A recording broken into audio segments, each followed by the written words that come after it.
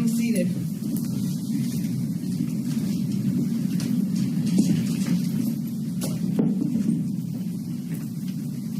Court is back in session on the People versus Larry Nassar, and we are in the midst of victim statements. Victim, survivor. Survivor, victim. However it goes, we're all survivors. Next. Just to update the court, I did let your staff know that since we broke last night, we've had 3 additional survivors express an interest in speaking, so we've added them in our schedule. So we're up to 101 right now. And I have received their statements and added them. Thank you. Thank you very much. Judge, the first survivor today is Maggie Nichols. Her mother, Gina Nichols, will speak on her behalf. She has authorized to be identified publicly, and I do have a photograph of Miss Nichols. She is a former national United States gymnastics team member. Miss Nichols? Thank you.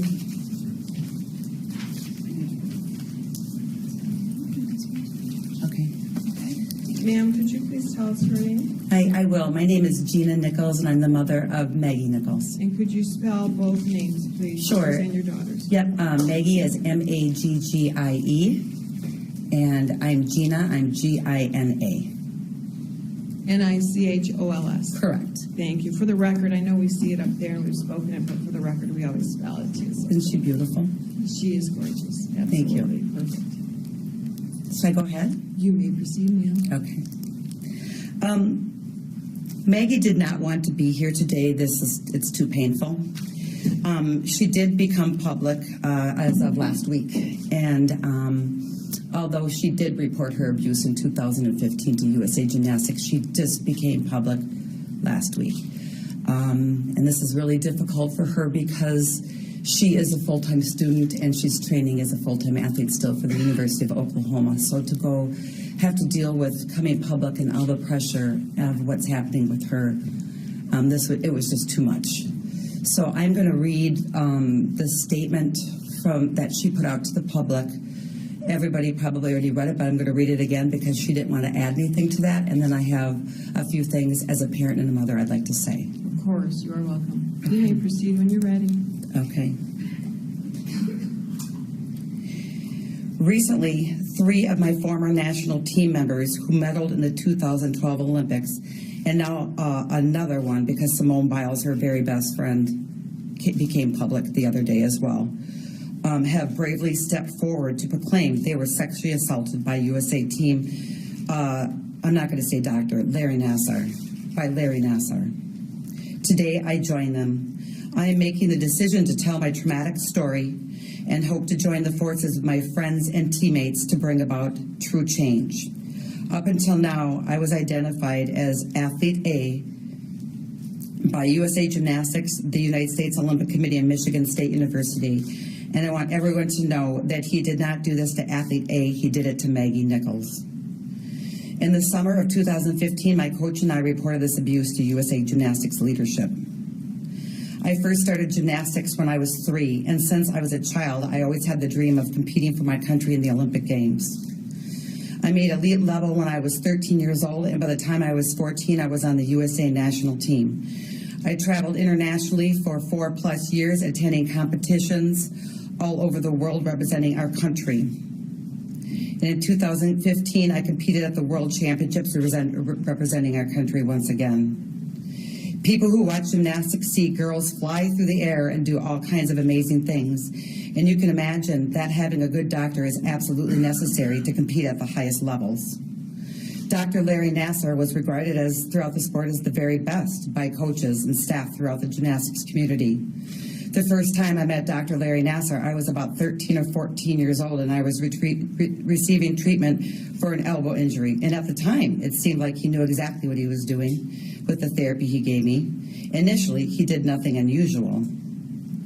But when I was 15 and I started to have back problems right at the national team training camp at the Crowley Ranch, this is when things changed in the medical treatments that occurred. My back was really hurting me and I couldn't even bend down. And I remember he took me into the training room, closed the door, locked it, closed the blinds. And at the time I thought this was kind of weird, but figured it must be okay. I thought he probably didn't want to distract the other girls, and I trusted him. I trusted what he was doing at first, but then he started touching me in places I really didn't think he should. He didn't have gloves on.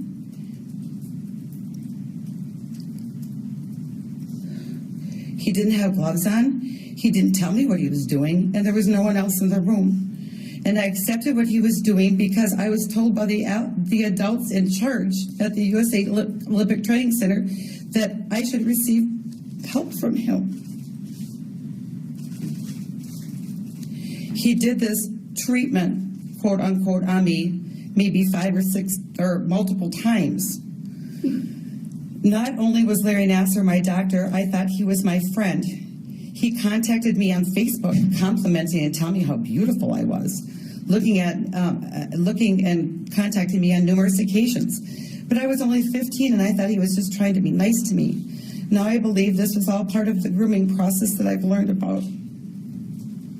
One day at practice, I was talking to my teammate, who everybody knows now to be Allie Braisman, and brought up Dr. Nassar and his treatments. When I was talking to her, my coach overheard, and I had never told my coach about these treatments, and after hearing her conversation, she asked me more questions about it and said, it doesn't seem right at all. I showed her the Facebook messages and told her that what Nassar was doing. My coach thought it was very, very wrong, so she did the right thing and reported it immediately to USA Gymnastics.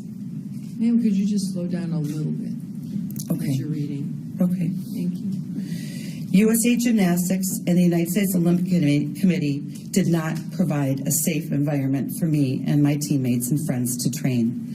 We were subjected to Dr. Larry Nassar at every national team training camp, which occurred monthly at the Crowley Ranch. His job was to care for our health and our injuries, and instead he violated our innocence. I have come to the realization that my voice now can be heard and have influence over the manner in which our USA athletes are treated. Throughout everything that has happened, my faith in God has sustained me. I would like everyone to know that I'm doing okay. My strong faith has helped me endure. It is a work in progress, and I will strive to ensure the safety of young athletes who have big dreams, just like mine, and I'll encourage them to stand up and speak out if something doesn't seem right. I want to thank everybody from the bottom of my heart that have helped me through this difficult time, my parents, coaches, and friends who have known, and that have stood by my side. I would not have been here or been able to get through this and be this strong without each and every one of you. Now that's the statement that she had put out when she came public last week. And then I just have a little bit more to say as a parent. You may. As a parent and a healthcare professional. I've been a registered nurse for 35 years, and my husband, by the way, is a doctor. And you know what my husband is? A real doctor. A real doctor that treats children and helps them to get better, not to hurt them like you have to hundreds of people.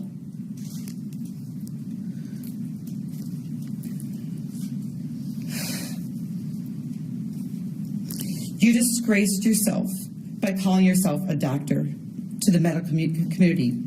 A real doctor never sees a child alone in a room and does procedures on them. A real doctor has an adult present when working with a child. A real doctor gets parental consent. A real doctor never under any circumstances would touch a child in their genital or anal area.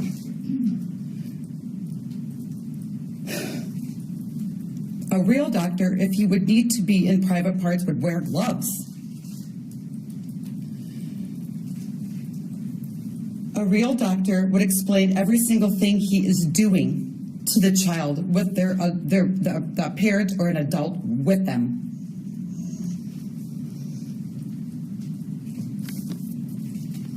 A real doctor, as I said before, helps heal. He doesn't hurt. You actually are not a real doctor. You're not a doctor at all. You're a serial child molester, a pedophile.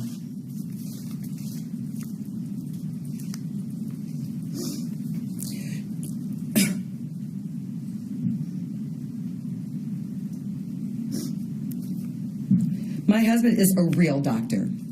He has never done the procedure to a child in his entire career. Funny, the procedure that you were doing to all these children, nobody else seems to do. My husband has taken care of all the same injuries that all these athletes that you have taken care of, and has never once had to do any form of procedure on them. And guess what? They all got better. They all got better. They didn't need your procedure. There's no such thing as your procedure.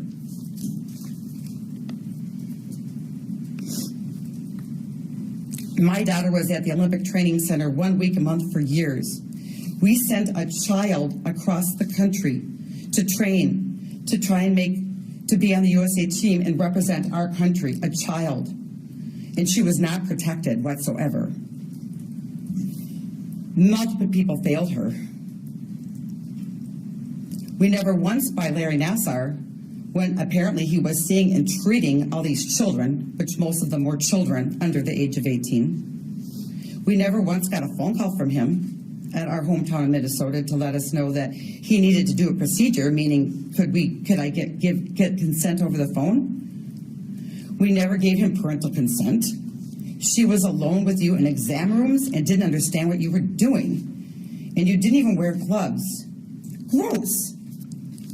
You put your fingers in people's vaginas and rectums with no gloves? That's gross. It's disgusting. Nobody does that.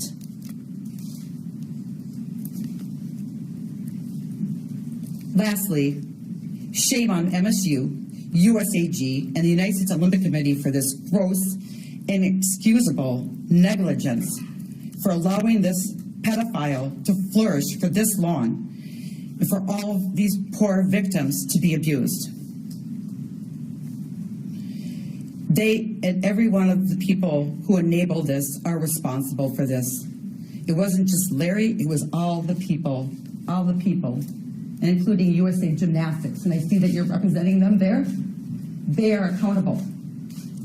They are accountable. And I don't want to hear any more statements from everybody else. We're doing this and we're doing that. We have a safer place now. It's too late now. That's fine. We need to make a safer place. But all the people at USAG and MSU in the United States Olympic Committee who covered it up and allowed this negligence and abuse to happen to children are responsible, and they have to take responsibility for it. Ma'am, I want you to know that you have been heard. By being in this court, it's not just that your words are forever on this record and in front of me in consideration for sentencing, but really the world is watching. You have been heard. I want Maggie to know that you represented her very, very well here.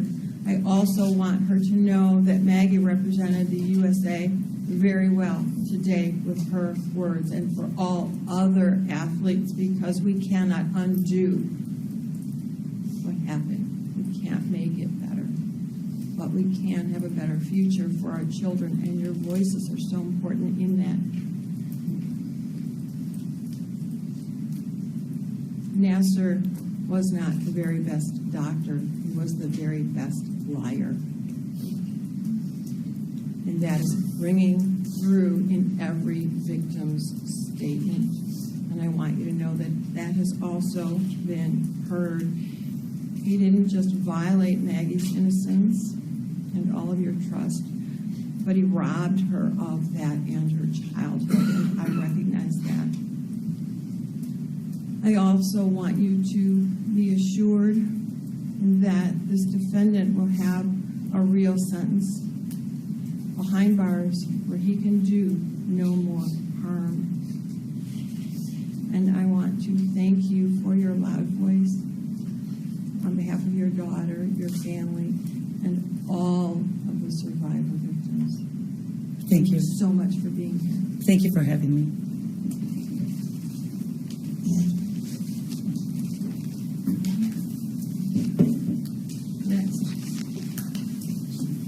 Our next speaker will be Tiffany Lopez, and she will be publicly identified.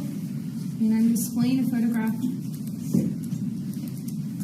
of Tiffany during her time as an MSU student athlete.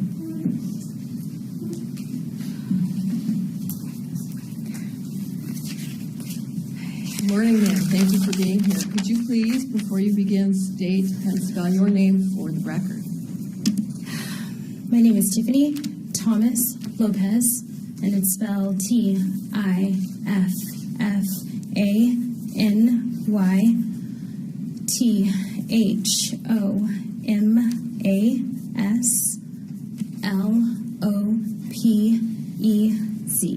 Thank you so much. What would you like me to know? Take your time.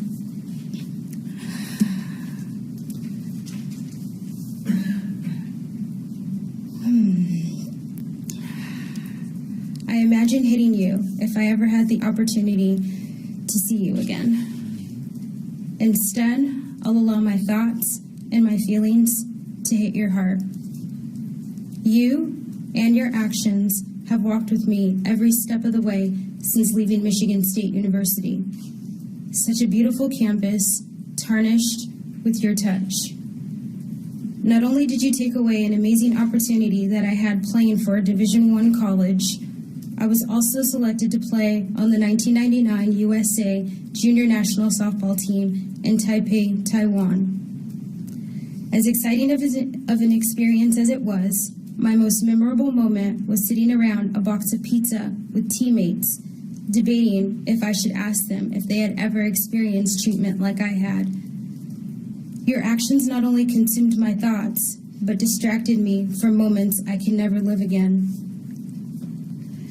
Every few years, I wondered if there was another Tiffany Thomas who sought treatment on the tables of the Duffy or Jennison training room.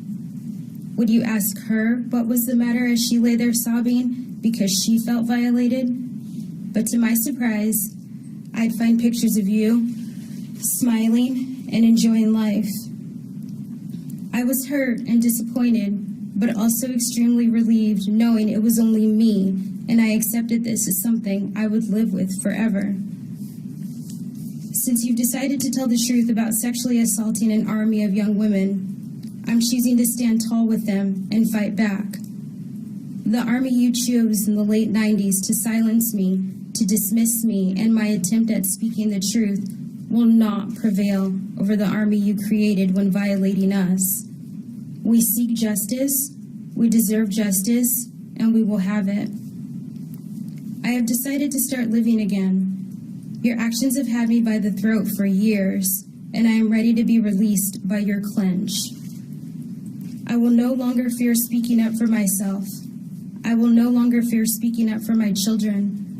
I will stand my ground to those in authoritative positions, and most importantly, I will try not to be hesitant toward male medical professionals. I will try to forgive you of your wrongdoing and allow my heart to heal. Lastly, I'd like to thank the court for allowing me an opportunity to speak my thoughts and heal my heart. That was absolutely beautiful, just as you are. I'm so proud of you for being here today, and I see you as the tallest structure we have in the world because you emulate that. So whatever he did to you, know that the rest of us see you as beautiful and strong. And you are standing your ground here today. The message has been heard.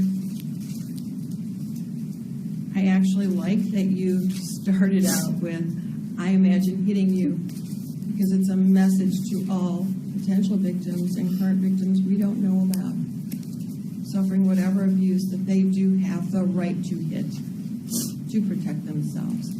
And that's what you are doing here today, protecting all others. And I admire you for that, because you didn't have to be here.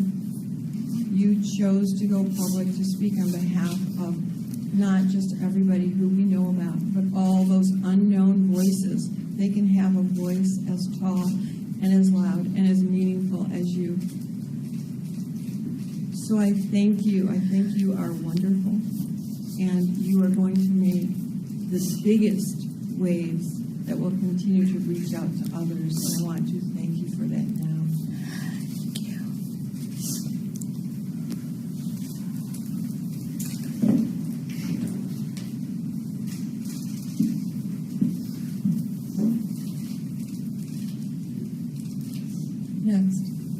You will next hear from survivor Janelle Antolin. I apologize. She is authorized to be publicly identified, and she will have a support person with her, John Manley. Thank you.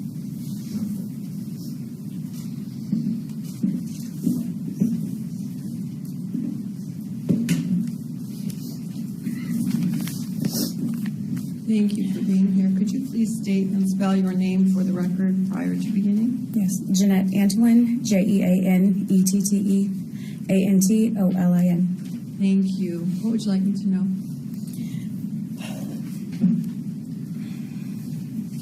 As I said, my name is Janette Antolin. I'm a former gymnast and was a national team member from 1995 to 2000. I started my gymnastics career at the young age of 3. I became a national team member by the age of 14, dedicating my childhood to the sport I love.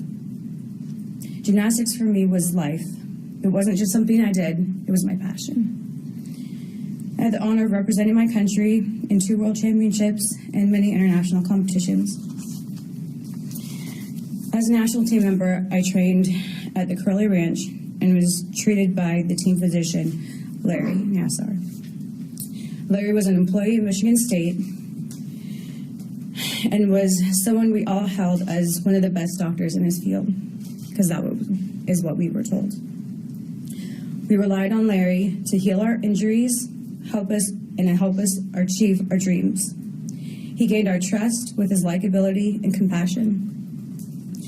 But little did I know that behind his good guy facade, there was a monster preying on innocent victims such as myself.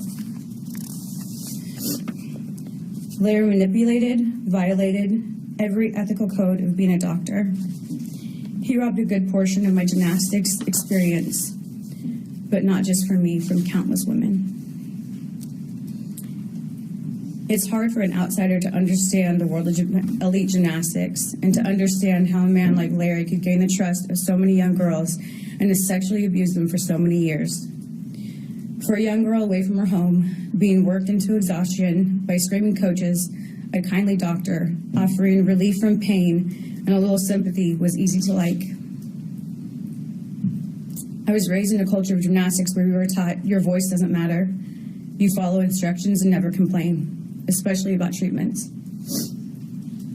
You often hear that becoming a parent changes everything, and it's true. Becoming a mother has made me realize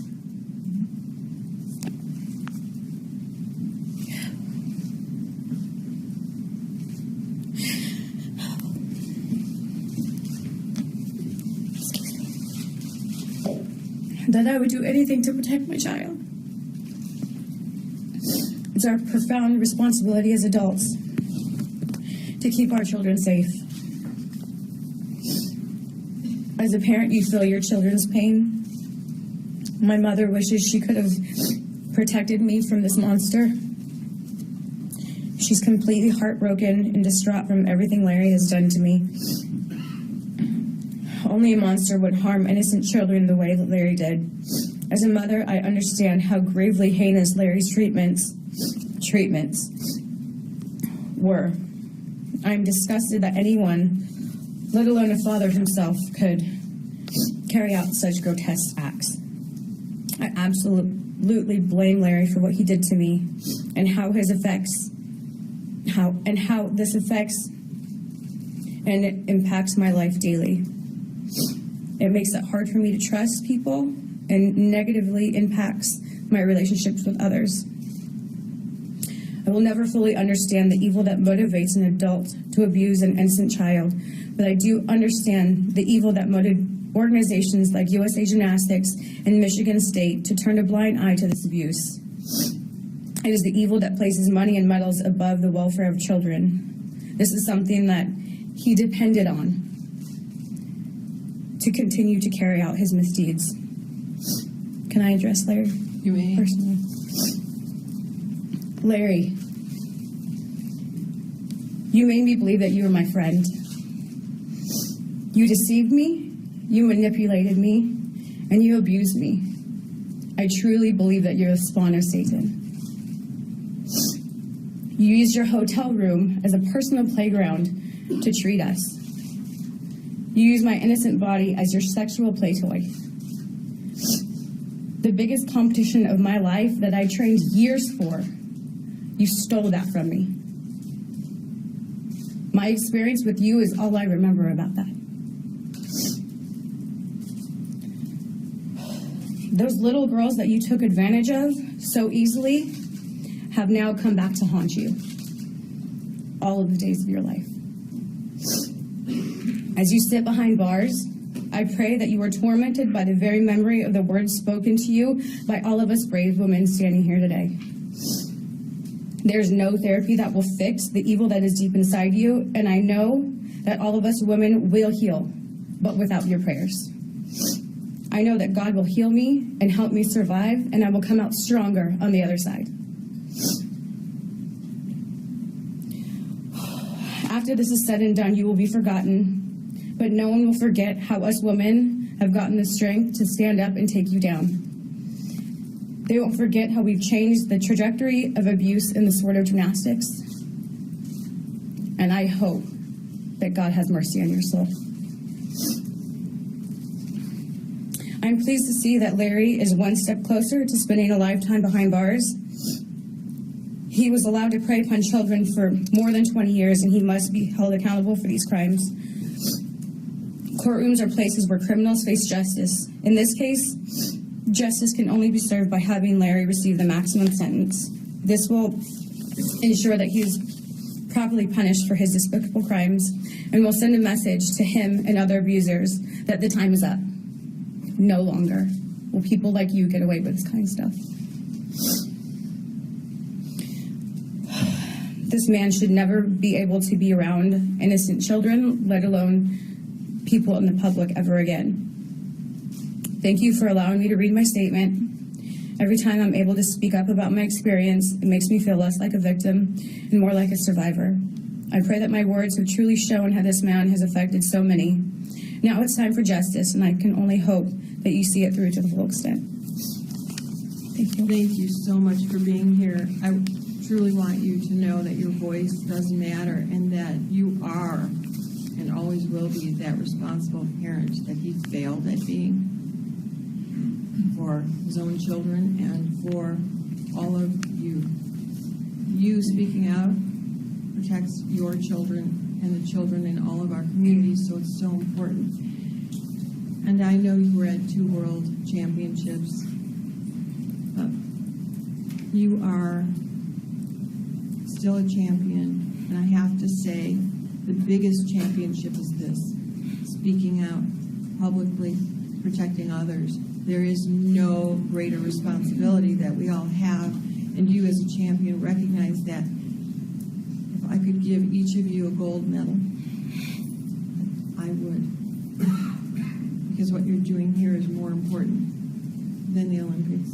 And I know that was treasured, and it was a goal for you and for all the girls.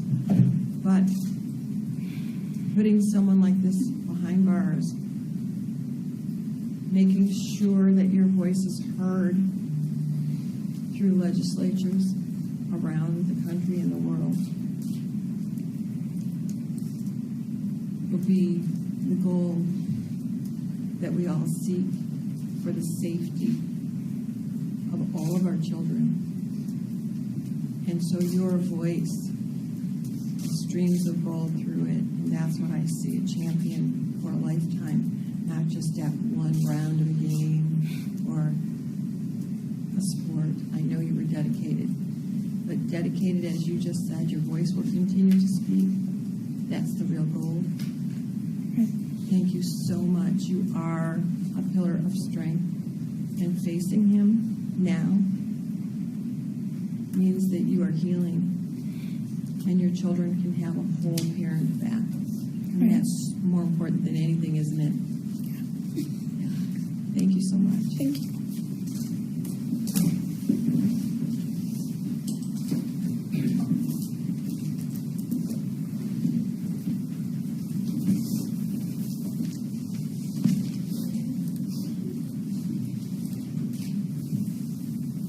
Judge, the next survivor you will hear from is Amanda Thomashow. She has authorized to be publicly identified, and she will be accompanied by her father, Mike Thomashow, who I believe you met yesterday. I did. Thank you. Good morning. Good morning. Thank you for being here. Could you please state and spell your name for the record? It's Amanda Thomashow, AMANDATHOMASHOW. Thank you. What would you like us to know? In 2014, I had an appointment with Larry Nassar for hip and back pain. From childhood appointments and hearing about him professionally from my mom, I knew he was a big deal.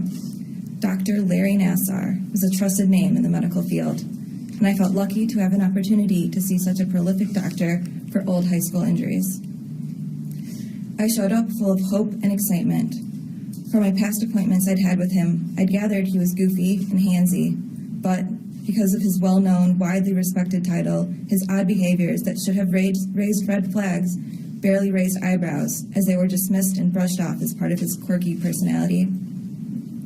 There I was, entering into his office and anticipating greatness, placing my personal health and well-being in the hands of that man, a man I was told deserved my trust and my respect, with his degrees decorating his walls, enforcing the farce all riddled with his name and title that he used as a shield to hide behind. That man was the hero doctor in town, and he had us all fooled. But in late March of 2014, I found out that man's true identity. Larry Nassar was no hero. He was a villain. At the end of a long and tiring appointment, that man sent his resident out of the room and then stuck his hand up my shirt and down my pants. He sexually assaulted me in spite of my protests and would not let me leave until I agreed to come back for a follow-up assault. It was terrifying and disgusting, and I spent days in shock from the violation I had experienced at his hands. I knew he was a praised doctor, a healer of Olympic gymnasts. He was the miracle worker, Larry Nassar, and he had just abused me on his appointment table. I didn't know who to tell, and I was scared no one would believe me. Sometimes I even had a hard time believing myself, but at the end, I knew I had to report it. He was so smooth and so calculated at that appointment. He used his position of power, his reputation, and his stature to make me feel special and comfortable, and then he sexually assaulted me. I could not let what happened to me happen to anyone else. After finally finding the courage to make the call, I contacted a doctor I knew worked with Larry Nassar and told him my story. It was uncomfortable and embarrassing, and I felt like throwing up the entire time, but I did it, and I hoped the worst was over with. Dr. Coban thanked me for coming forward and told me we would be in touch soon. It was hard telling my story, but I could rest a little easier knowing I was helping protect future potential victims. I waited to hear back from the university for days, and then weeks, and I started to feel uneasy again. I started to give up hope, and I worried my words hadn't been taken to heart. Eventually, I did get a phone call from Christine Moore at MSU's Office of Institutional Equity, and I started to feel hopeful again. She asked to hear the details of my complaint, and when I started to explain exactly where Larry put his hands without gloves or another person present in the room, she wanted to meet with me in person immediately. I again relayed my story to her and a police officer, and I thought maybe this time I would be taken seriously. They seemed to be horrified by the details of the sexual assault I had experienced and reported to them in no uncertain terms. This time, I just knew my voice had been heard, and this disgusting man would never be able to hurt anyone else ever again. At least that's what I thought, but I was wrong. The investigation done by MSU was brief and sloppy, and it left me feeling disposable and worthless. After asking a few of his friends if what he did was inappropriate and getting a collective answer of, well, I would have done it differently, but I guess what he did was okay, Larry Nassar was cleared to practice again under new guidelines that were never actually enforced. When asked about the assault, Larry gave an answer about how he couldn't remember the exact appointment, but it seemed like something he did, and I must have been mistaken about the sexual nature of the procedure. He was directly confronted with the evil thing he did to me, and he was given an opportunity to admit his problem and get better. But instead, he denied everything and added insult to the injuries he had already left me with. I was not one of his younger victims, without words to explain what he did. I was a woman in my mid-20s, studying to go to medical school and working at a pediatrician's office. I knew that he had abused me. I reported it. Michigan State University, the school I loved and trusted, had the audacity to tell me that I did not understand the difference between sexual assault and a medical procedure. That master manipulator took advantage of his title, he abused me, and when I found the strength to talk about what had happened, I was ignored and my voice was silenced. I spent years trying to get over what happened that day and the damage the investigation did to my life. Years of not being able to trust anyone and messy relationships and feeling so alone every single day. Years scared of doctors and men and figures of authority. Actually, I'm scared of people all the time. I'm uncomfortable when people get too close during conversations, and I jump if someone touches me without warning. I'm jittery and I'm nervous around men, constantly overanalyzing situations. It was almost 4 years ago now, and I still have nightmares about that day. Sometimes I'm just trapped in his examination room and he won't let me leave. Other times I'm being held down on the table and I'm yelling, but my voice doesn't work. What he did shows up in my daily life, and it also affects me while I sleep. Since this case was reopened, I've struggled to even leave my bed on some of my worst days. I wake up crying, feeling empty, and my anxiety about facing the world paralyzes me. Sometimes I call loved ones, but most of the time I'm too embarrassed to call, so I spend another morning crying under the covers for hours before dragging myself out of bed and going to work, where I spend the day nervous and restless and uneasy around everyone. What happened to me bleeds into every area of my life, and I feel tense and fearful all of the time. When Larry Nassar sexually assaulted me and MSU covered for him, they altered the entire course of my life. From my career path to just the way I navigate through crowded rooms, everything has changed. Sometimes I'm terrified that these scars are too deep and I will never be whole again. But I cannot allow myself to remain a victim any longer because I am a survivor. And even though he left me with these scars, I survived what that evil man did to me. Someday I will be whole again. And Larry, the thing you didn't realize while you were sexually assaulting me and all of these young girls and breaking our lives is that you were also building an army of survivors who would ultimately expose you for what you truly are, a sexual predator. You might have broken us, but from this rubble, we will rise as an army of female warriors who will never let you or any man drunk off of power get away with such evil ever again. Thank you. That was wonderful. You are a survivor. Your scars are healing. Your voice is no longer silent. I have heard it. The world has heard it, and you are not alone. You not only have the other survivors, but you have a world who is in support of all of you. This cannot happen. You are ensuring that others will not be violated, not just by this defendant, but by other predators. Things are going to change. You've been heard. The system clearly failed you, and I'm sorry about that. It's not the first time. I suspect it won't be the last time, but you are part of making that system better. I applaud you from the very instant it happened for speaking up. It's interesting to me this morning, I've heard from 3.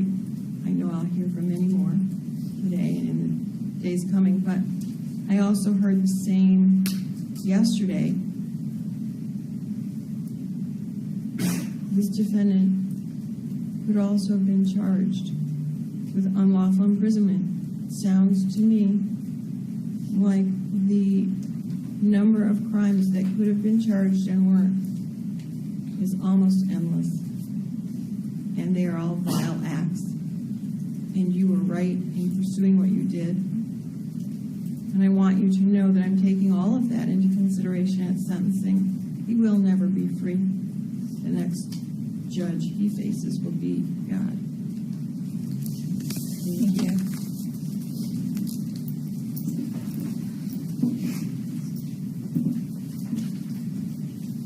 Judge, just for the record, you've heard from both of the Thomashow sisters, Jessica yesterday and Amanda just now. And I know you have a binder of statements, and obviously those statements include more statements than just those that are being delivered in court. I just wanted to point the court's attention, because I know you've likely probably already read all of them, but that their mother, Dr. Suzanne Thomashow, also wrote statements on behalf of both girls. And particularly her situation is very unique, having gone to college with medical school with the doctor, with the defendant, and referred patients. So. Yes, she has a very unique voice. Does she want any or all of that read into the record? I will ask her on a break, and I'll let you know. Okay. All right, thank you. Our next survivor, her mother, is going to be delivering her impact statement, and they have requested anonymity, so I would ask that there be no recording, no dissemination. I spoke with one of the media representatives today, I guess in the other courtroom. When they turn it off completely, it's a little confusing. They don't know if it's a snafu of some sort, so we've got a process in place that they have assured me will not. So I'm sorry, so the one that will now be identified is speaking aside from the other, and the three will then come up after? That's my understanding, right? Okay. All right, thank you. This is Gwen Anderson. Thank you. Please come up, please state and spell your name for the record. Take your time. It's okay. Gwen, Gwen Anderson, Anderson. All right, thank you. We do that for the record. I know you said it, but I do need you to do that, and I need you to just, if you need to take a break, please take a break. We have more Kleenex there. I can get you some water. Just speak slowly and try to speak up so the court reporter gets your words. It's really important, okay? I'm naturally really loud, so it's actually hard to not. That's okay. We like loud. This courtroom absorbs it, so be as loud as you want. All right. When you're Okay. comfortable.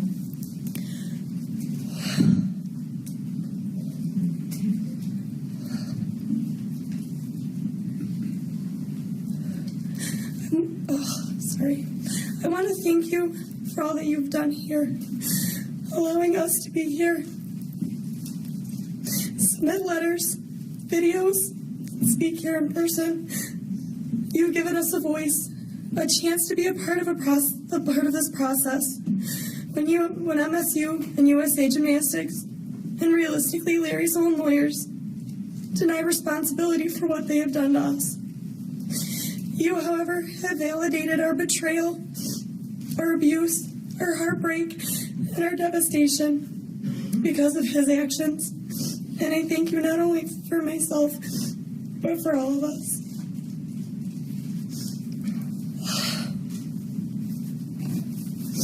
I remember getting my coffee the morning it hit the news. I remember because I never have the TV on in the morning. But that morning, I had a little extra time and I flipped on the news. I remember them describing Larry. And before they even said his name, just by his description, I knew that his picture was about to pop up on the screen. And then it did. My heart sank. I watched as they mentioned a questionable procedure. And my heart sank even more. I knew that procedure. He had done that procedure to me. And I remember thinking, no way. This can't be happening. This can't be real. He couldn't have been molesting us. It can't be real. They have to be wrong. Something must be wrong. I remember not being able to focus clearly on anything. So much so, I remember my students asking me if I was okay. Because it was obvious that I was in a daze. See, I'm a middle school teacher, and I teach 12, 13, and 14-year-old kids every day. And every single day when I look at them, I am faced with the reality of how young and defenseless we were when Larry molested us. I look at them every single day. I look at them every single day and I think to myself, I am their safe place. I am their protector. I am their fighter. I am their encouragement. I am their motivator. I am their rock. They are more to me than my students. They're my kids. They trust me every single day to look out for their best interest, and I take that very seriously. And that's exactly how I felt as a middle schooler when I was with Larry. He was going to make sure my injuries were healed because he was my doctor. He was my encouragement, my motivation, and what I believed was my safe place to speak the truth about how much pain I was really in. To know now that he took those beliefs, he took that trust and used it to molest not only myself, but over 140 young girls is something I still can't comprehend. I still can't think about without crying. We were just kids. We were just kids. I remember meeting with my former coach, Tom. This is Tom. About what was going on with Larry in the news. I was trying to come up with a way to defend Larry so that it couldn't be true, and it wouldn't be true. It just could not be true. Not Larry. I remember the heartbreak on his face when I told him that I had had the procedure done a couple times. I remember him asking if Larry used gloves. And if you're wondering, the answer is no. No, he did not use gloves. And yes, I remember, because I still remember the feeling of his hands. I still remember flinching from his touch. And I still remember him saying, "It's okay. I know you're not used to being touched there, but it'll feel better." I remember at that exact moment I realized I'd been molested by somebody I trusted, that I was one of the gymnasts he had abused, that my life was never going to be the same, and that it was true.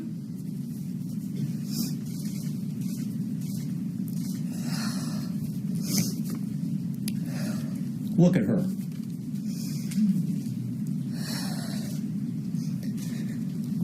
I realized that I was one of the gymnasts he had abused, and that my life was never going to be the same. I remember seeing the devastation on Tom's face when I said no, that he hadn't worn gloves. And I remember Tom taking a minute to collect his thoughts and proceed by saying how sorry he was. Because, see, Tom was one of my coaches. Like all of our coaches, he was our protector. They are our fighters and our encouragement, and our coaches are like our family.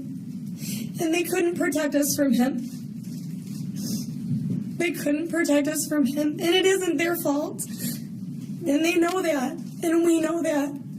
But it doesn't take away the hurt, the betrayal, and the devastation that we all feel because of him.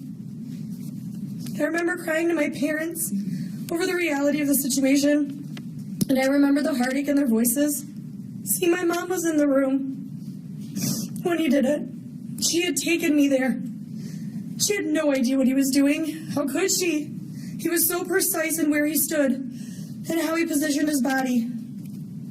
She was in denial about Larry in the beginning, too, like most of us. She even wrote him on Facebook.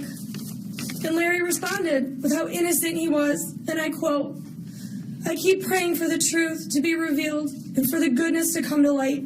I am strong in my faith in God, and with the love and support of my friends and family, I will overcome this." Well, God has shown the truth. And you will face him one day. That was my mom's moment of clarity when the child pornography broke. That was her moment of devastation and her moment of truth of the reality of what was going on. You might wonder why I remember all of this like it was yesterday. And the answer is because I live with this internal conversation every single day. I relive these memories and these moments every single day. I no longer have the luxury of going through life with rose-colored glasses to the deplorable, disgusting realities of the world. I look at my two sons, my two beautiful boys, who I love more than anything in the world. And I think about the things that I can't do anymore and the things that they won't ever get to do because of my fears. My fears that someone I trust or they trust is going to hurt them. hurt them in a way that you can never erase or forget, in a way that leaves a mark on your soul, a mark that will be there for the rest of your life. But that mark is not a mark that's going to define who I am. I stand here today not only to tell you my story, but to show the kids behind me and the ones that can't be here today that this will not define us. What he did to us is not going to define who we are. He's going to sit in jail for the rest of his life. We, on the other hand, are going to move forward. We are going to live our best lives because we are fighters and we are strong. And we overcome impossible odds because that's what we were trained to do. And because that's what we know how to do, because we are gymnasts. And I wanted to end by saying that I've seriously struggled with the decision to allow myself to be recorded and shown in public because I was scared that my students would see me at my weakest moment. They would see me as a victim. But I've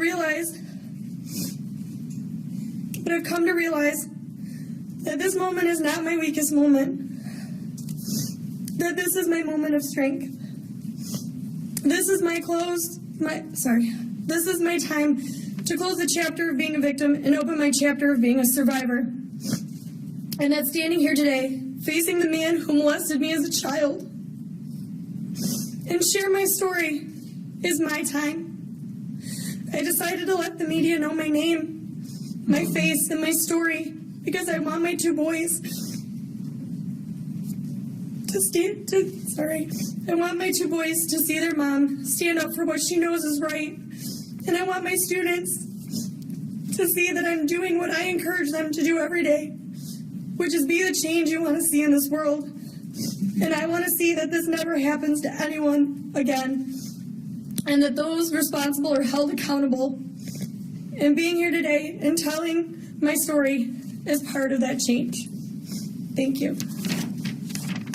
Thank you so much for your words. I agree. This is not your weakest moment. It is your strongest moment, but it's also your most important moment because as that role model for your students and for the world, you also are telling them that they can speak up, and you're teaching them the best lesson in life. No means no.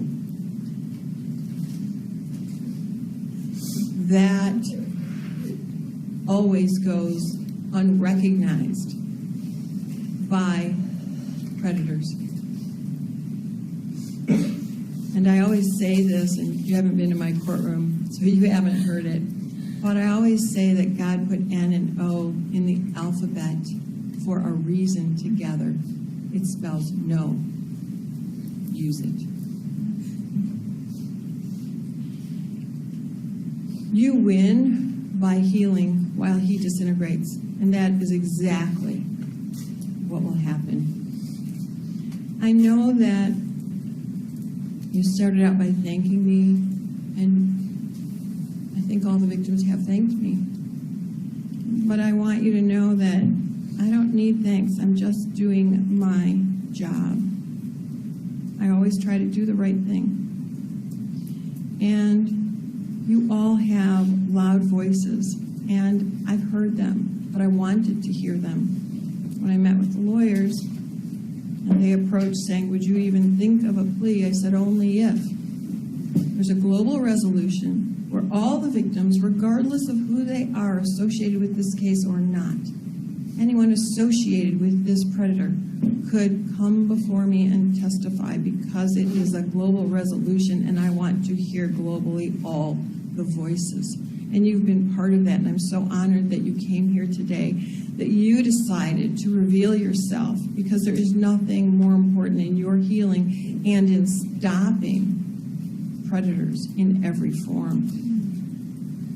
I'm honored that you're in my courtroom. Thank you.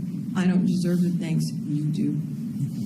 And just for the record, since you spoke out, Tom, could you tell me your last name and spell it? Last name is Brennan, B-R-E-N-N-A-N. And formally it's Thomas? Thomas, yes. Normal spelling? Mm-hmm. Thank you very much for being For the here. record, go to hell. Anything else you'd like to say? Me? You. You're here, sir. You spoke out. I'm allowing you an opportunity. You seem to have a few things you want to say. I think the world probably wants to hear, and so do I. I have a different relationship with Larry from the standpoint that I was a coach for many years. I'm also an exercise physiologist. When Exercise physiologist? Yes. When I graduated from grad school, he was an advisor of mine. He's been a mentor of mine. I've done clinics with him for years in the past, and I've probably sent well over 100 kids to him over the years. So the guilt I feel for that is hard to fathom. So he didn't only deceive these girls, which was, honest to God, that's the worst of the worst, is what he does to these girls. So they have the voice.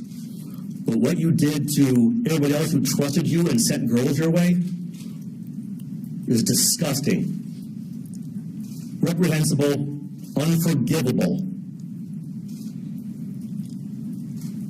That's all I gotta say. Sir, thank you very much for speaking up. I hear that guilt that you feel, and probably so many referrals to him have the same voice, sentiment that you do. But again, I truly appreciate there not being any blame on anyone. You should not take the blame as well. There is no girl who was assaulted who's blaming you or anybody else. Thankfully, the blame lies solely with defendant. Mm-hmm. I'm getting that. I appreciate you letting me speak. Thank you, sir. It's more about her. I understand. Next, do we have the three? We do.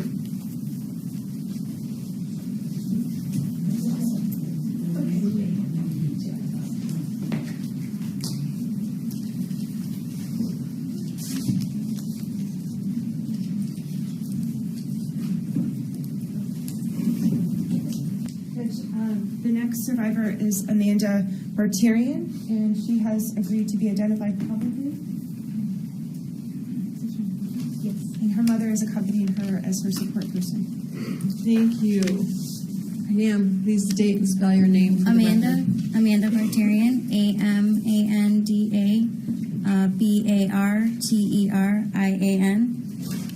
Thank you. What would you like me to know? I stand before you a woman of faith. I have been blessed with God's protection and the strength to speak today. I am grateful for the opportunity to be here and to share my experience. As many of us here are victims of sexual abuse, which was suffered under the care and at the hands of Larry Nassar, I do not feel the need to discuss in detail his despicable and sickening behavior, which I endured as a young child and into my teenage year, being one of his regular patients at MSU and as a competitor for USA Gymnastics.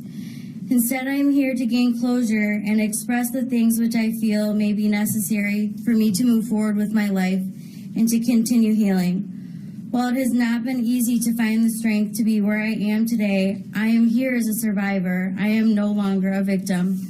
I have wasted so much time trying to put into words the effect that Larry Nassar has had on me and how to express the amount of damage that he has done to me and how negatively he has impacted my life. However, I am here today because I refuse to let Larry Nassar take anything more from me, as he has already taken enough. Dr. Nassar knowingly used his position and his authority to take advantage of me and so many young and innocent children. Being physically violated and robbed of my innocence and my childhood does not even begin to describe the emotional damage and the lifelong challenges me and so many girls will face as a result. As a child, I may not have had the courage to or even the understanding to know exactly the depth or severity of his actions. However, I am no longer a child. And further, I have never been more disgusted or disappointed by any human being. Although ultimately it is not up to me to judge the actions of others, I can finally rest knowing I have done my part in making sure Larry Nassar will never have the chance to hurt another child. I will find comfort knowing that he will finally be forced to take accountability for what he has done and will suffer the consequences for his actions in this lifetime and beyond. Ma'am, thank you so much for your words and for being here. Can you, and you don't have to answer this, how old were you when this began? Well, I began as a patient when I was, I believe, 11, maybe younger. Yeah. So. I'm really proud of you for refusing to let him take anything else from you. That tells me that you have started to heal. And you're right, it will take a long time, but that healing started really today when you publicly came forward and said no more. That's really huge. And the world is watching. And your message has not only been sent to this court, but to others who feel they may not have a voice, and to other predators and hopefully legislators who may change some laws. I'm not sure the outcome of this, but I do know that you have done your part and done it well and been a champion at doing it. Thank you so much for being here. Thank you. Next.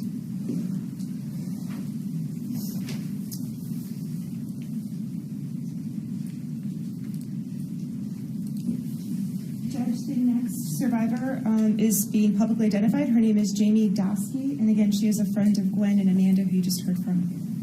Thank you.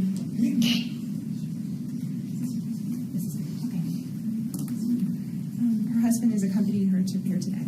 Thank you. Thank you both for being here. Would you please state and spell your name for the record? Jamie Doski, Jaimedoski. Thank you. What would you like me to know? First of all, I'd like to thank you for giving us this opportunity to express our experience and giving us a voice. I will never forget the night I saw Larry's face on the news. I was watching Dancing with the Stars, then a commercial for the news came on with Larry's face and allegations of sexual abuse. When the allegations first came, I had two thoughts. First was, this absolutely can't be true. It's Larry. Second, I always had a feeling deep down that something wasn't right. The moment I heard about the questionable procedure, my heart sank. I was a victim. Over the next couple of months after it first came out, realizing that I was a victim of sexual abuse by someone who I trusted is a feeling that is impossible to explain. I started seeing Larry when I was 12 years old for back pain. Being a competitive gymnast, the only doctor to go and see was Larry Nassar. He was who every competitive gymnast hoped to see to help with their injury. You were lucky to have him as your doctor. I walked into his office at Michigan State the first time and saw every one of my idols on the wall, notes and letters framed expressing their gratitude to him and how much they loved him. As a 12-year-old, the last thing I would think is that his way of treatment was anything other than making me feel better to get me back into the gym. I trusted him, and he used that to manipulate me. I will never forget that first appointment and every appointment after. Off and on for 13 years, I saw Larry as my doctor until I had my first surgery 4 years ago. I sent other family members and friends to see him. I often wonder why I continued to go back, but the truth of the matter is that I did trust him. And I truly believed he had my best interest at heart, even though I know how uncomfortable I was at every appointment. I told myself, he is the best, it's just not like that. Larry Nassar was never Dr. Nassar to me. He was Larry, our friend, and not only to myself, but to my family, coaches, and teammates who trusted him also. I have felt sick to my stomach every day since realizing I have been a victim of his over 10 times for his own sexual pleasure. He knew exactly how to take advantage of us and did it every time. I was lied to and made to believe that he was on my side. For me personally, talking about my feelings is not one of my strong points. I internalize everything, which is why I have so much anxiety. Seeing a therapist and regular visits with my doctor helped me make sense of everything. I have a 2-year-old son and a daughter on the way, and I will make sure nothing like this ever happens to them. I want to show my family how strong I am and that I am a survivor. I am here to stand with the rest of these women and to speak up and hope that this doesn't happen to anybody else. One of the things that gymnastics taught me was to be tough, and talking about what made me uncomfortable was a weakness. I never realized how much this affected me deep down until all this happened. It was like a part of me was completely broken, but I'm finally able to be free and validated. I could speak up and talk about being a survivor. Larry took away a part of me that I will never get back, and I will spend the rest of my life trying to make sense of all of this. I hope that Larry gets what he deserves and serves the maximum amount of time for doing what he has done to me and so many other women, including my fellow teammates and friends. Thank you very much. Ma'am, whatever he took from you, whatever you feel that you won't get back, I promise you, by speaking out, that strength that you have, that is a healing power. And whatever empty space you feel that he took will be filled by something better. Thank you. You're going to get stronger and stronger. And I know that especially because you recognize that speaking out is important for your children that you're speaking out for. So I applaud that. You are tough. You're going to get tougher. And the world will watch all the great things that you do on behalf of the other survivors and your children, and of course, sports, because I think all of the survivors see the need for sports to hear the recklessness that can occur when proper procedures are not in place. So your voice will make those changes, and if they don't come, maybe we shouldn't attend sports events. Maybe we need to have even louder voices.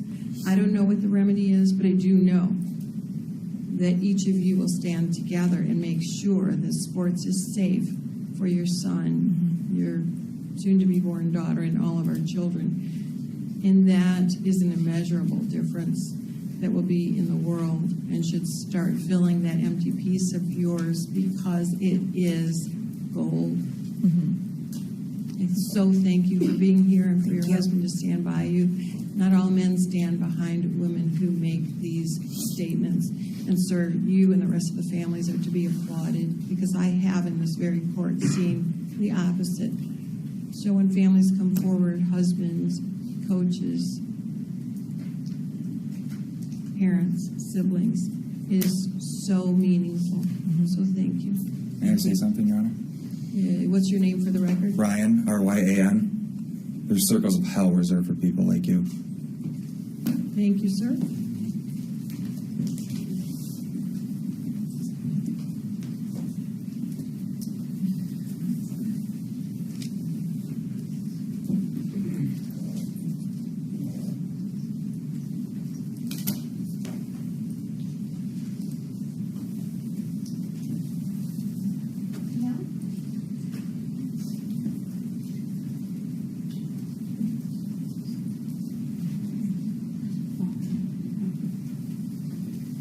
Judge, the next survivor to speak is Janelle Antolin, and she is comfortable with being identified publicly, and she's accompanied by her husband. Yes, and we also have her picture on the screen as well.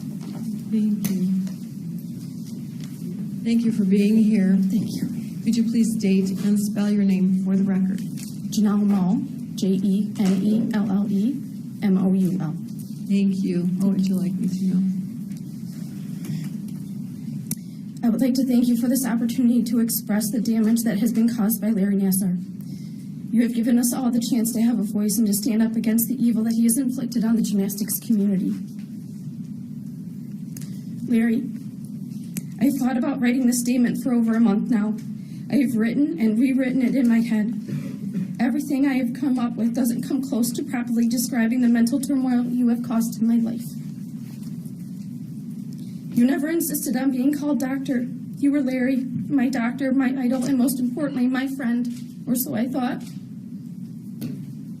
I thought you were helping me, and I have now come to learn that you were just manipulating me, my family, my coaches, and my friends so that you were trusted.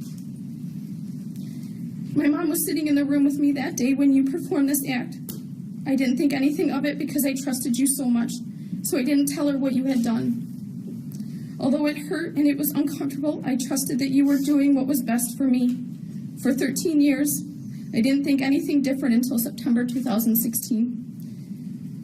When I heard that there were accusations against you, I could not believe the accusers and defended you to a fault. As more and more accusations came out, I was distraught in thinking that you were this monster they described. It didn't take me long to realize that you are the monster they described. And all that time you were helping me, you were just manipulating me so that you could take advantage of me. I thought you were fixing me, but I have realized you broke me. I have daughters that want to be gymnasts. I have struggled with letting them become a part of this sport, a sport they want to become a part of because of my love and joy for it. I have now become a victim of sexual assault by 2 trusted people within the gymnastics community. You made me a victim for the second time in my life, and for that I cannot forgive you. I hate that I was a victim once with no action taken against that person, and to know now that I am a victim again has destroyed me. But I'm standing tall and fighting against you and everyone involved in letting you continue your reign of terror on this tight-knit gymnastics community. You must pay for what you have done so that changes happen, changes within this community so that my young daughters may never feel the hurt and turmoil you have caused me, my family, my friends, my teammates, and my coaches. I am currently mourning the loss of my grandfather, who was everything to me, and at every single one of my gymnastics meets. But instead of giving him and my family all my thoughts, I am sitting here having to think about you and all the damage you have done. I hate that you are taking away from what should be a time filled with grief and remembrance. You don't deserve my thoughts. He does, and they do. And with that, I hope you get as much time in prison as possible. I hope you are never able to walk outside those walls as a free man. But most importantly, I hope that all of the survivors that you have hurt are able to heal from the damage you have done. Judge, I want to thank you again for your time and consideration. You have given me a chance to have a voice when I didn't think I was able to. Again, I appreciate the thanks. It was never a question in my mind. It's part of my job to hear from all victims.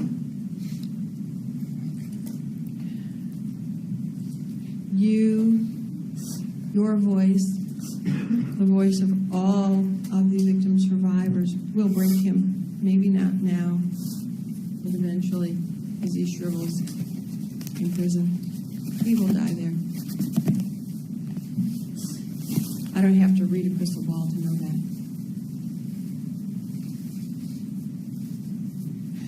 The change that you want, you are part of that very important change. All of the victim survivors are causing change that will be a rippling effect. Again, I don't have a crystal ball, but I believe that to be a fact. And I'm not allowed to lie from the bench. I am so very sorry for your grandfather's passing, for his loss. The closest person to me in my life was my grandfather. And that was in 1975, and I still feel the loss and feel him around me. And I do know that your grandfather is here and hugging you too. Thank you. And he and the rest of your family will help you get through this. So as you get stronger, the defendant will get weaker. And I know everybody's referred to him as Larry, not doctor. But to me, he's a defendant like all the other criminals. Someone without a name who's done so wrong he doesn't deserve to be called by his first name or by his former title. I hate even using his last name now after hearing from all of you. He is defendant to me. And at some point I hope that he becomes simply defendant to you, part of your past and part of your armor for the future, because you certainly are strong. Thank you. And I know your husband's proud of you, your family's proud of you, and your children. You are the best role model. All of the victim survivors are. And so now you all do have that army to go forward with your message. He'll be behind bars, but he's not the only pedophile. Absolutely. Your voice will be heard. Thank you. Thank you. All right, at this time, I think what we need to do is take 15 minutes because we have an 11 o'clock that we need to deal with, and I want to make sure we're doing that on time and all the technology works. Is that all right with everybody? That's fine with us, yeah. All right, so we'll take 15 minutes and then we'll come out and deal with the technology and then we'll hear the next person. Thank you. All right.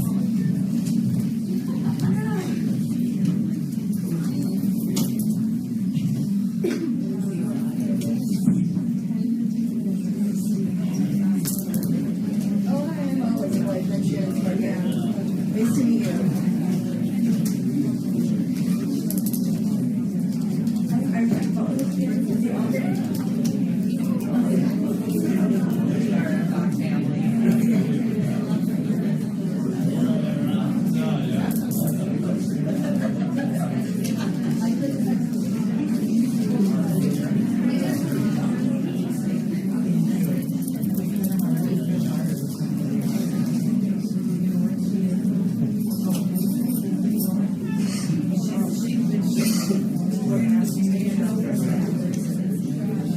All right, he's entering.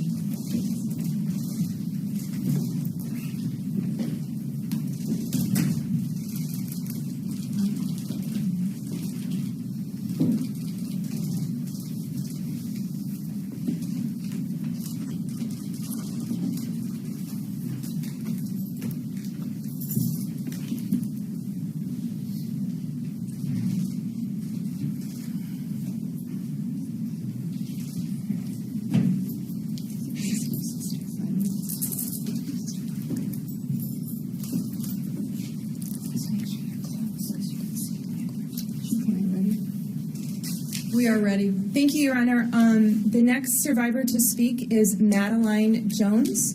And as you can see, she is on Polycom. She's a freshman at Boston College. And she's accompanied by her aunt, who is sitting to her left. And her parents are here in court as well and will be staying at the podium during her statement. I'd also like the record to note that we have a photograph of Ms. Jones at the time of the abuse. And I will turn it over to the court. Thank you. Thank you, counsel. Thank you all for being here, the parents, and thank you for being available by Polycom. I should thank the county for putting in this new equipment this year because it makes it accessible to people around the country like yourself. So I appreciate your time and the arrangements that you had to make to get here. So I do know that your words are very important and I want to hear them, but I need you to begin by stating and spelling your name for the record. I'm Madeline Jones, Madeline Jones.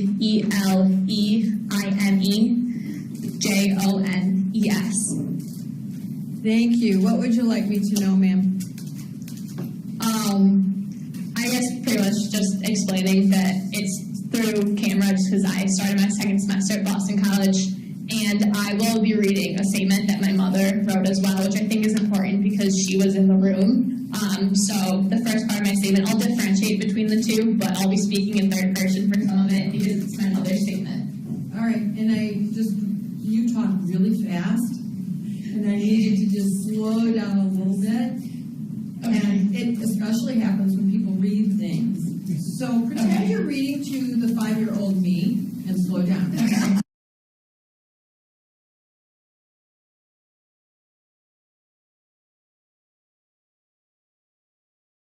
Okay. Judge, can I interrupt just? She is charged victim B in Ingham County, and I think that's an important thing for you to know. Thank you. You may proceed.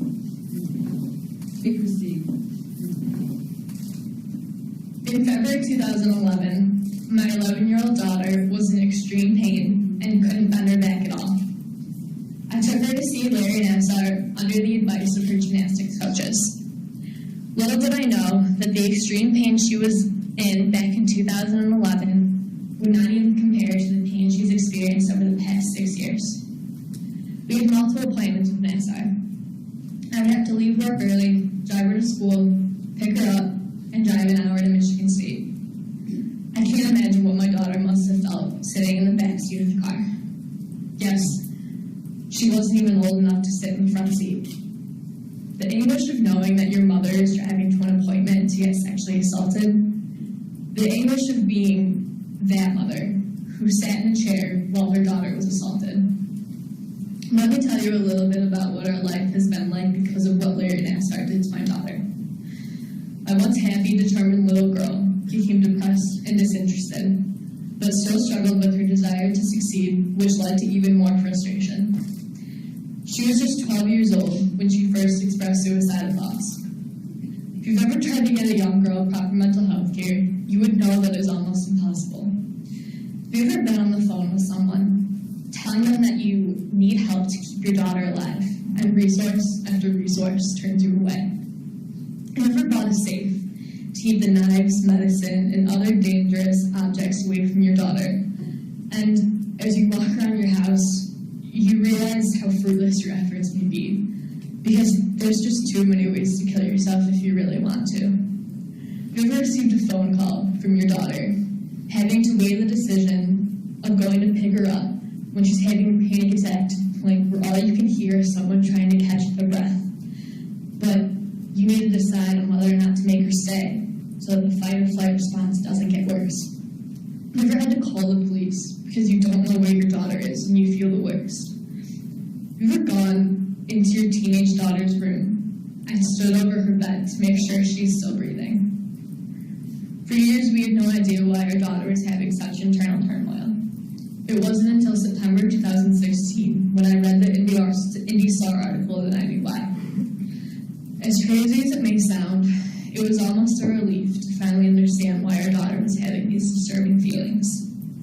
However, I was still in shock and horrified when I heard her describe in graphic detail to Detective Lieutenant Andrew Mumford exactly what happened during those appointments.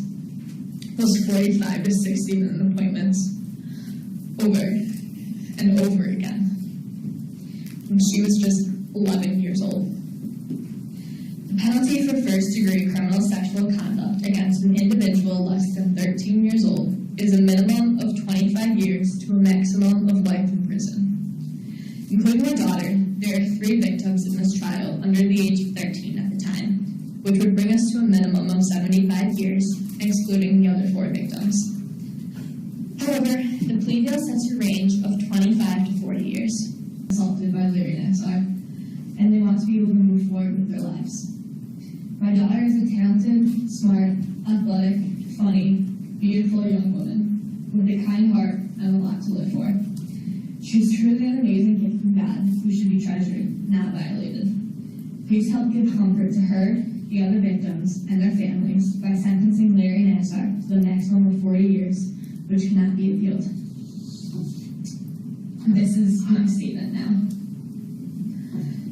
Larry Nassar and I both agree that he is guilty of 7 counts of sexual assault against underage girls, including myself at age 11, for his own gratification. Because knowing that Larry will spend the rest of his life in jail does not make up for the hell I've been living since I was 11 years old, I urge the court today to impose the maximum sentence possible. Society may sometimes see a single death as a tragedy and a million deaths as a statistic, but I urge every person here today to think of each woman affected by Nassar's actions as a human being with inherent dignity whose life was ruined by a man who manipulated their trust. I stand before the court today not as a victim or a statistic, but as a woman with goals, ambitions, and dreams made significantly more difficult to achieve given the severe trauma I've suffered at the hands of Larry Nassar. During this trial, I was referred to as Victim B, but my name is Madeline Jones. I'm currently 18 years old, and I was a gymnast for 13 years. When I was 11, I saw Larry Nassar for back pain because I was told that he was the gymnastics doctor. In every appointment, my mother sat directly in front of me, and in every appointment, as I had to testify in front of strangers, Larry Nassar sexually assaulted me by penetrating me vaginally and anally, without gloves, lubricant, or consent. Before every appointment, I cried in the bathroom, and after every appointment, I couldn't wait to get home to shower, because I always left his office feeling so dirty. Yet, no amount of showers after my appointments with Larry made me feel clean at all. Larry, you know what you did to me, but what you don't know is how it affected me. You've talked quite a bit about Catholicism in your life. That You talked about Catholicism with my mother while sexually violating me. Therefore, I know you've been told that everyone is a child of God, and every human has inherent dignity. Yet, you clearly never took that to heart, because you saw me, a literal child of God, as an object you could use to make yourself feel more powerful. Larry, in your quest to selfishly fulfill your own desires and make yourself feel powerful, you took away my power, my self-worth, my emotional development, my happiness, and my innocence. I was 11 years old, Larry. I was just beginning to develop my sense of self, and you took away the little substance I had for myself. Because of you, I've tried to commit suicide. During a suicide attempt, I walked down my hallway to my bedroom, accepted that I was going to die, and thought to myself, I'm not waking up tomorrow morning. And I felt this overwhelming sense of relief, because I finally didn't have to live thinking that my life didn't mean anything. I was confused on how I managed to live through these dark episodes for a long time. But now that I understand that I've lived because I'm meant to live, I'm meant to be happy, and I need to be alive in order to put abusers like you in jail. Because of you, I have numerous self-harm scars all over my body, because I wanted my outside to look just as ugly as you made my inside feel. And because it's easier to do with the vein being sliced open with blood dripping down your elbow than it is to deal with the sexual assault. Because of you, I've been in and out of therapy since 8th grade. When I wrote a note to my gymnastics coaches saying I had no idea what the point of living is. Because of you, my family has to spend their time, energy, and money to get me therapy appointments, psychiatrist appointments, and proper medication to manage my post-traumatic symptoms. Because of you, my mothers have spoken a handful of words to me in just under 3 years. Because your actions and my symptoms made me someone that they didn't recognize and they were scared for.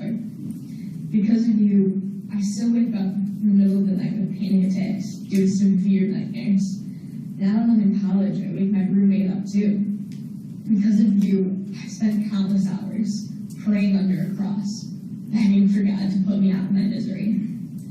Because of you, I've had to endure the massive adjustment of college life while caring for the crippling stress of this court case and my trauma. Because of you, I told my mother that I would have rather you murdered me. Because at times, it feels like it's easier to be dead than bring myself back from the complete dehumanization you put me through. But you know what, Larry? Because of me, I'm about to start my second semester at Boston College as a biology major on the pre-med track. Because of me, I'm going to be a better doctor than you could have ever dreamed of being. Because of me, I'm fixing all the damage you did to me. Because of me, I'm strong, I'm fierce, and I'm resilient. Because of me, you're going to jail for the rest of your life. Larry, when you pray the rosary, I want you to remember the story of Lucifer's fall from grace. The devil didn't want God to create humans in his image and likeness, or with free will. The devil felt as though humans weren't deserving, and they would commit atrocious acts. Larry, remember that you proved the devil right. Remember that you were born in the image and likeness of God, and you chose to sexually assault little girls. To call you a monster isn't even the right word. You're a human being. And you chose to do this. You chose your actions, and you chose to sexually assault little girls.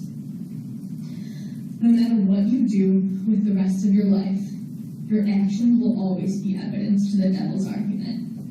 You use Catholicism to manipulate people into believing you're a pious human being. Never forget, it doesn't matter how many people believe your remorse. What matters is God gave you the gift of life, and you chose to abuse little girls. I do not believe Larry Nassar is in any way remorseful for his actions. I have no doubt that if given the opportunity to offend again, he would not hesitate. He is a danger to society, functioning only for his own benefit. Larry Nassar should never be let out of prison.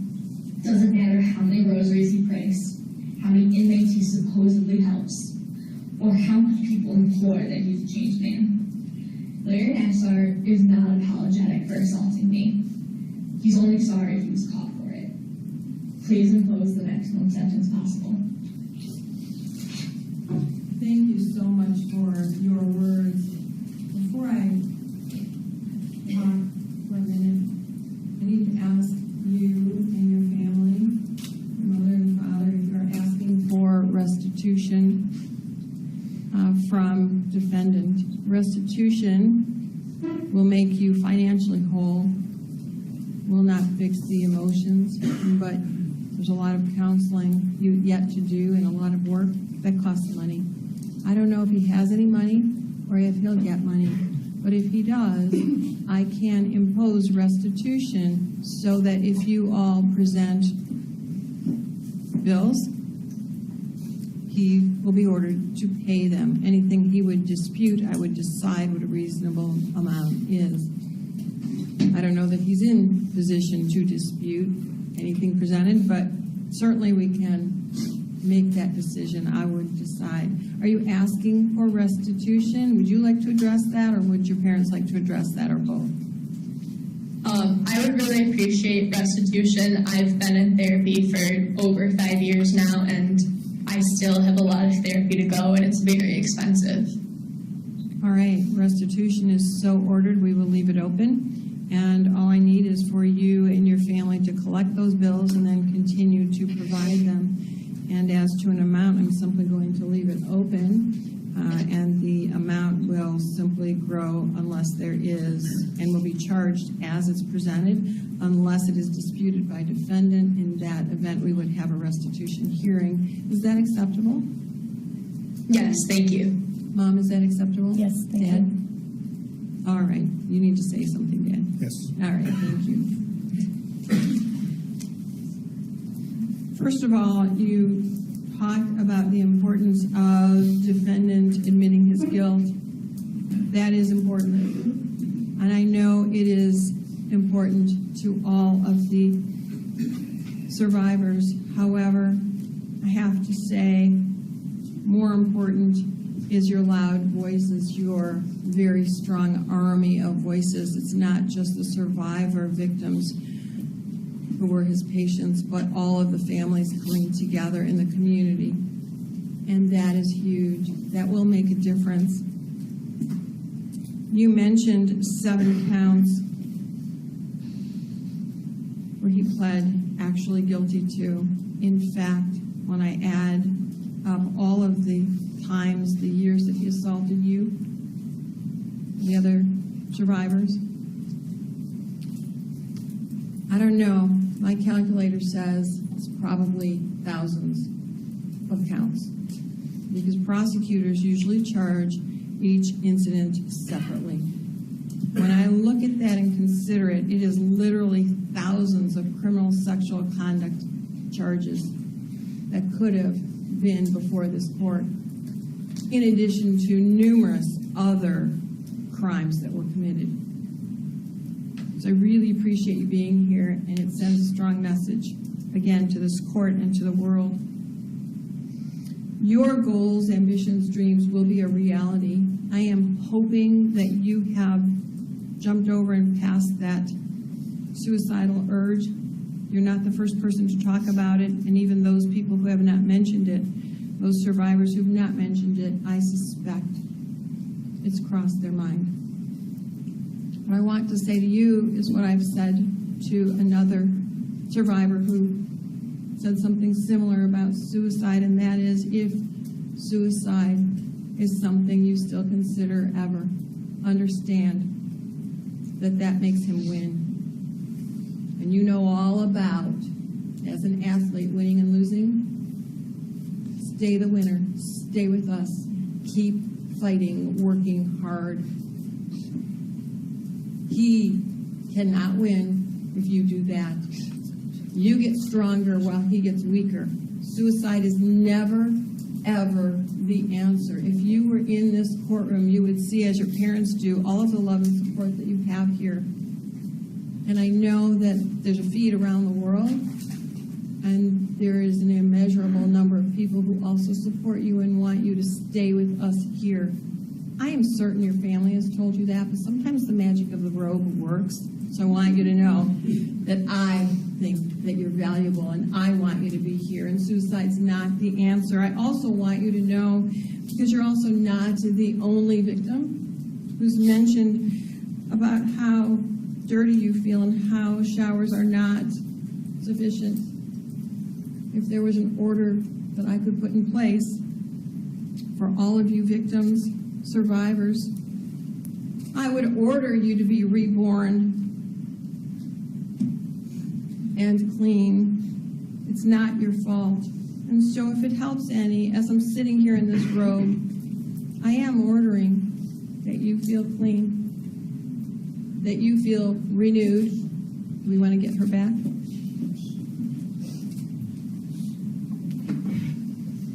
Let's go off the record.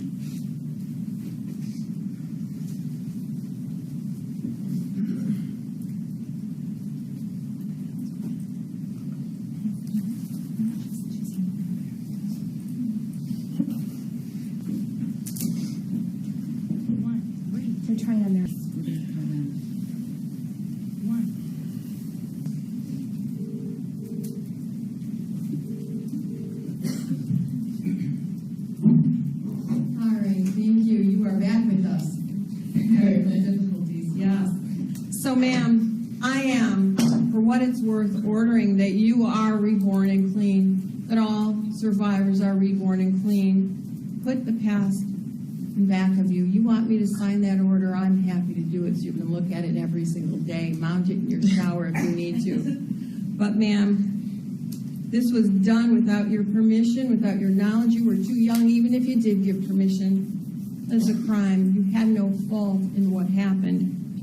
And I want to promise you and your family, he will not see the light of day unless it is behind the bars. Predators, serial predators, have a place in our prisons permanently, and he is one of those. I don't know if that helps you sleep better, but your voice, being part of this voice of armies saying no more, hopefully does help you sleep better. And I'm so very proud of you for coming forward, even at this distance through the technology. You are loud and clear in this courtroom, but more important, loud and clear in your message and your family's message. And I couldn't be prouder of you and your family. Your parents are standing here, although still visibly upset by all of this, proud and in support of you and justice. On behalf of the parents, is there anything you wanted to add to your letters or say to your daughter, long distance here? Hi, Madeline, and Tiffany. Hello, Ma. Hi, Dad. So reach out and touch your hand. You me. Telecom in the courtroom. Or Polycom, I guess. All right. So good luck in school. Thank you, Your Honor. Thank you.